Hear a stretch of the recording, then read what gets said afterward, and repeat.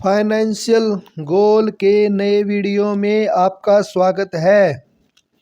इस वीडियो में हम बात करेंगे स्मॉल केस के बारे में।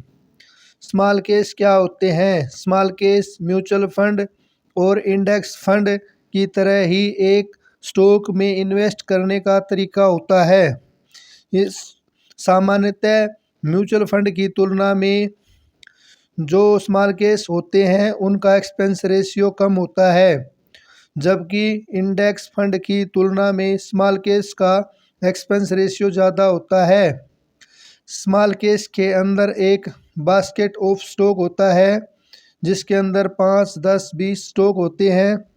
इन सब के अंदर अगर आप एक बास्केट ऑफ स्टॉक्स एक स्मॉल केस चुनते हैं तो इन सभी स्टॉक्स के अंदर आपका पैसा डिवाइड हो जाता है और स्टॉक मार्केट के अंदर आपका पैसा निवेश हो जाता है।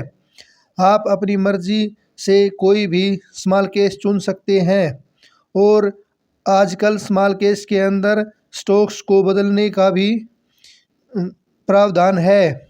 आप चाहें तो किसी स्मॉल केस के अंदर अपनी मर्जी से किसी स्टॉक को ऐड कर सकते हैं या किसी स्टॉक को बाहर निकाल सकते हैं।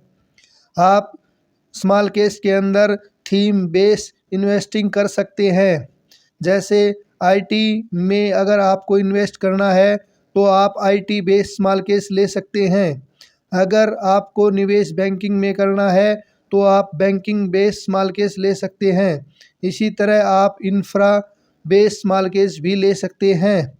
स्मॉल केस के अंदर एक अच्छी सुविधा ये भी है कि आप चाहें तो बीच में 6 महीने या 1 साल के बाद स्मॉल केस को रिव्यू कर सकते हैं और अगर आपको कोई स्टॉक पसंद नहीं आता है तो आप उस स्टॉक की जगह पर दूसरा स्टॉक चुन सकते हैं और आपका निवेश उस आपके द्वारा चुने गए स्टॉक्स के अंदर शुरू हो जाता है।